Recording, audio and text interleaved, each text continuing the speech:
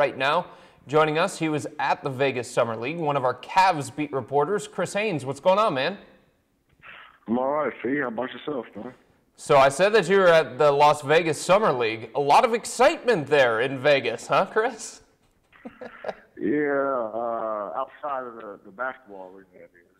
But it was pretty much a lackluster summer league this year. Not a lot of I think the buzz wasn't there that was there last year when you were there. With Andrew Wiggins and Jabari Parker were kind of highlighting the tournament. So it was pretty much dim this year.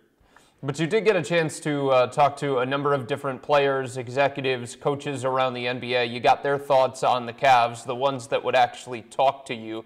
Did you get the sense that people start to feel like, well, the Eastern Conference, it's all about Cleveland, and then there's a huge gap the rest of the way?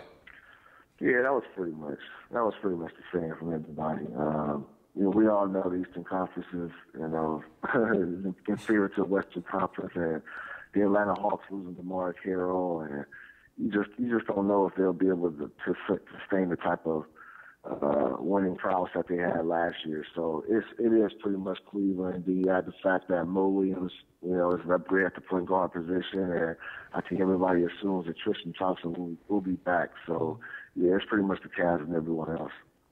So when you talk about the Vegas Summer League, the big name, I guess, for the Cavs that was there was Joe Harris, if you want to consider that a big name. But Sir Dominic Pointer, the second-round pick, was also there. Raheem Christmas, a second-round pick from Syracuse, there as well.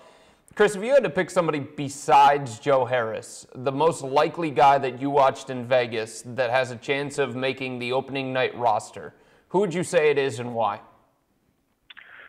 It would probably be Pointer. Okay.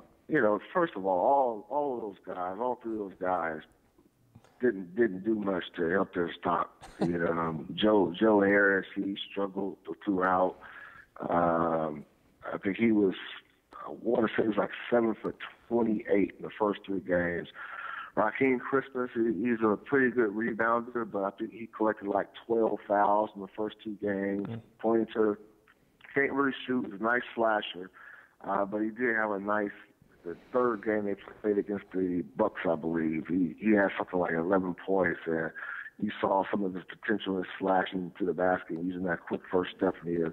Can't shoot really, but you just see that he's seen what he can provide on the defensive side as well. He would probably be the guy who would have the best chance of making the team, but I still don't think he's going to make the team. Really, there's nobody on that roster.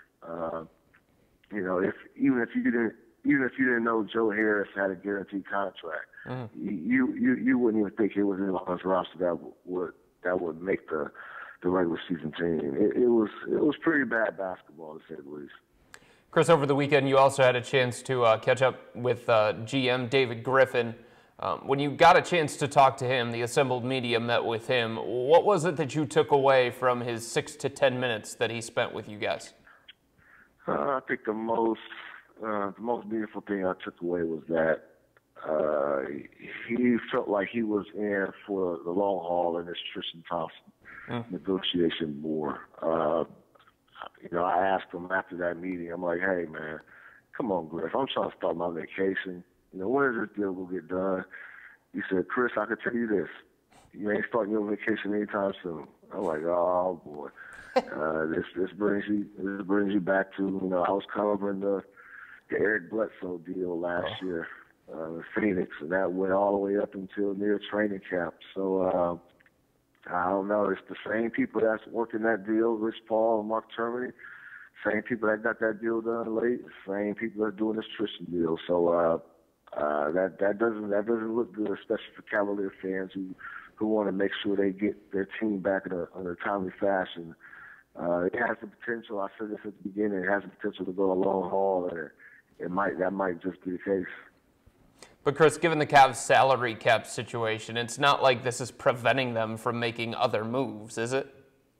No, they can go out and they can get a deal done with Delly. They can go out and get that find that player for that veterans that veteran salary. So no, they can definitely go out and do that. But it's it's really time consuming when you're trying to get a major piece, a major player to your core. When you're trying to get them done, it's real time consuming. So I definitely can't see a situation where they probably won't make any other moves so that Tristan Dillard is done. But no, that Tristan is not preventing them from going out and getting anybody else right now.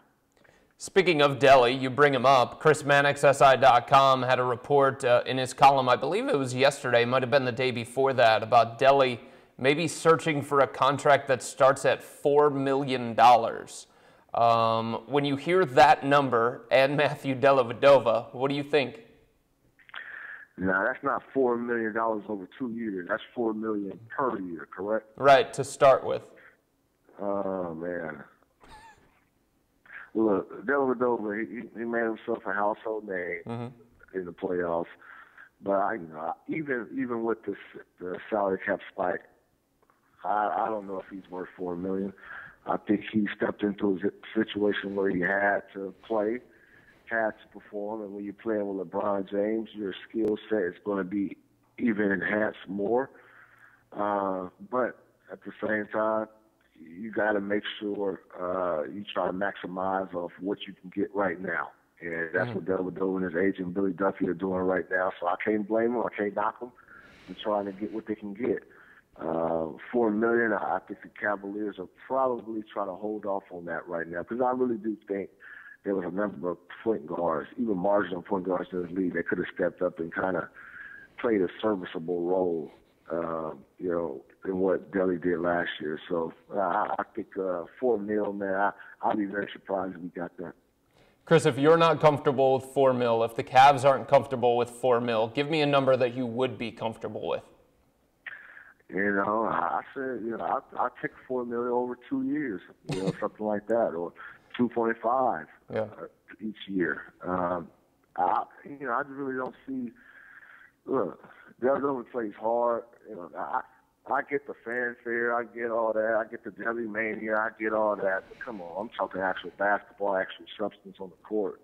There's a lot of guys who could have gave you that production and probably even better that was in this league that just didn't have the opportunity to play on the Cleveland Cavaliers roster. So, but for what he's done and what he's accomplished, and the new fanfare and all the jersey sales, and give him 2.5 a year. I think that's what $3 million will even be stretching it, but I guess I will understand if they got it to that number.